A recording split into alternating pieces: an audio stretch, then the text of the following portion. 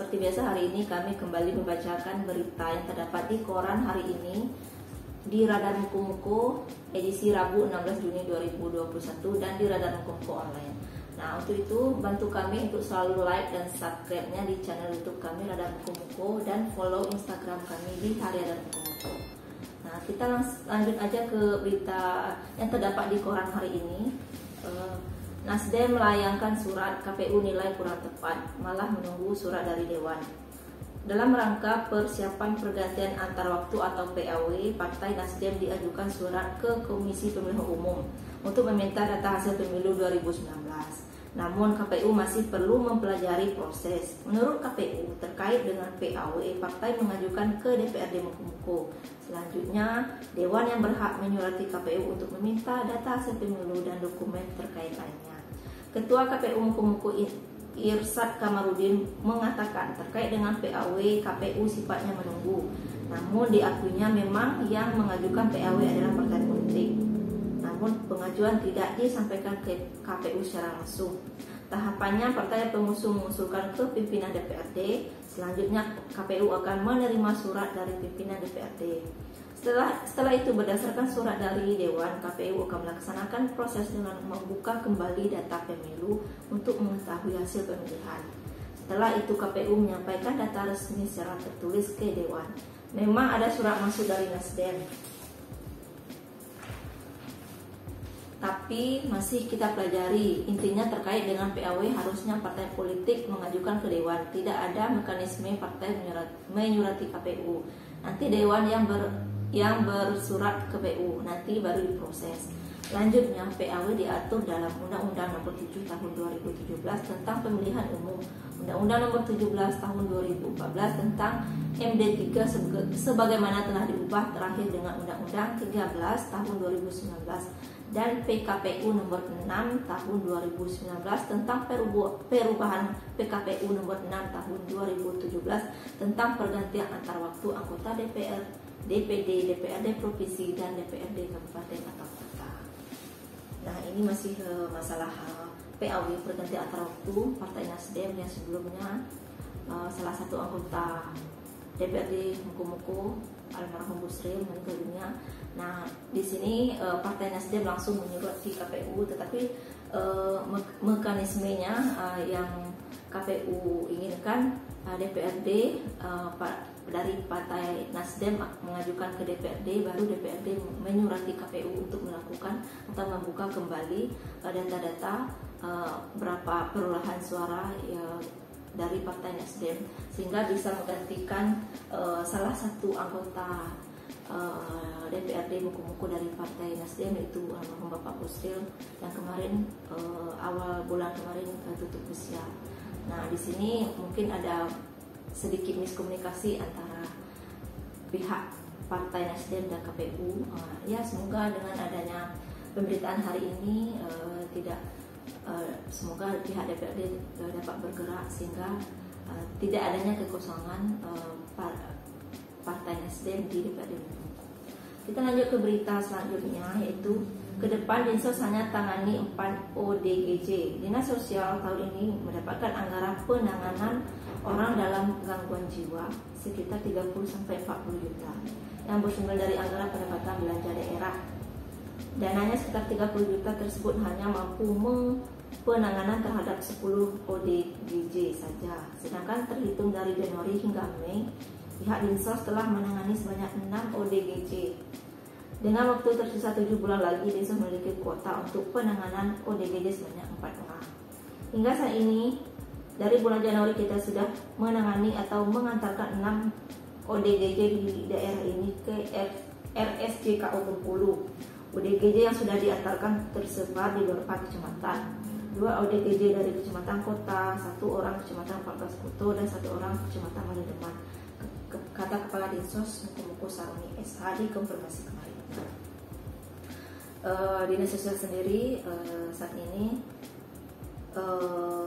mempunyai anggaran sekitar 30-40 juta yang bersumber dari APBD untuk penanganan 10 orang ODGJ setiap tahunnya. Nah, dari terhitung Januari kemarin sudah 6 orang ODGJ yang sudah difasilitasi oleh Dinas Sosial menuju ke FSDKO. Nah, intinya untuk jangka waktu 7 bulan ke depan tersisa 4 orang ODGJ yang bisa difasilitasi oleh Dinas Sosial. Nah, kita lanjut ke berita Metropolis. Di Metropolis kita ada berita Perindak optimis capai target PAD. Dinas Perindustrian Perdagangan Koperasi dan Usaha Kecil Menengah Disperindak KOP dan UKM Kabupaten Mukomuko mendapat target pendapatan asli daerah atau PAD dari retribusi pasar sebanyak 150 juta rupiah. Dari jumlah target PAD dari retribusi pasar hingga saat ini sudah terrealisasi 45-50% atau sekitar 60-70 juta rupiah. Hal ini disampaikan oleh Sekretaris Disperindak KOP dan UKM Mukomuko Nurdiana SAP. Untuk penarikan retribusi dari pasar, alhamdulillah hingga saat ini berjalan lancar. Untuk realisasi saat ini sudah mencapai 60 juta lebih. Retribusi pasar ini dari sebanyak 15 pasar lebih yang ada di daerah ini. PAD dari pasar Disperindak juga ada target PAD dari tera ulang sebesar 50 juta rupiah. Dari target tersebut sudah realisasi 30% lebih. Meskipun demikian, pihaknya optimis target PAD dari retribusi pasar dan tera ulang ini bisa tercapai. Dengan ini ia menghimpun dan mengajak kepada seluruh lapisan masyarakat agar selalu mengikuti protokol kesehatan dengan menggunakan masker dan anjuran lainnya ketika beraktivitas khususnya di pasar. Nah, ini target dari PAD pasar itu saat ini telah mencapai 60-70 juta dari target yaitu sebanyak 150. Nah, dengan beberapa bulan ke depan hingga akhir tahun mudah-mudahan target dari PAD pasar ini mencapai target yaitu 150 tahun. Maksud kami 150 juta. Nah, dengan adanya retribusi dari pasar ini tentu akan mendongkrak PAD pendapatan asli daerah. Ini gunanya untuk masyarakat dan demi kesejahteraan masyarakat juga, karena dari PAD pasar dan adanya dari tera ulang yang di pasar sebelumnya ditargetkan 50 juta, setelah realisasinya telah 30 juta. Jadi artinya untuk 7 bulan ke depan akan diusahakan sebanyak 20 juta lagi. Nah, kita lanjut ke berita yang ada di Radar Mukomuko online kita.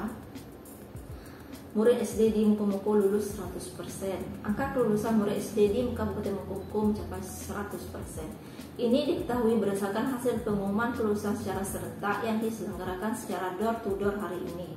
Dari angka kelulusan tersebut, 1 di antara murid yang dinyatakan lulus telah meninggal dunia. Siswa sekolah dasar di Kabupaten Mukomuko dinyatakan lulus 100%.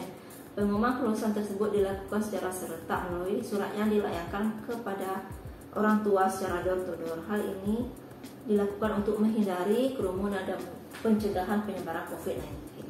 Kepala SD Negeri 10 Kota Nawilis MTPD mengatakan sebanyak 40 siswa di SD Negeri 10 Kota lulus 100%. Namun ada 1 siswanya yang dinyatakan lulus namun ia tidak ada kena berstatus meninggal dunia. Sementara pengumuman kelulusan tidak ia lakukan secara door to door karena kekurangan tenaga guru dan lokasi rumah siswa yang sulit dijangkau oleh dewan guru. Maka ia meminta orang tua langsung mengambil ke sekolah dengan sistem bergantian.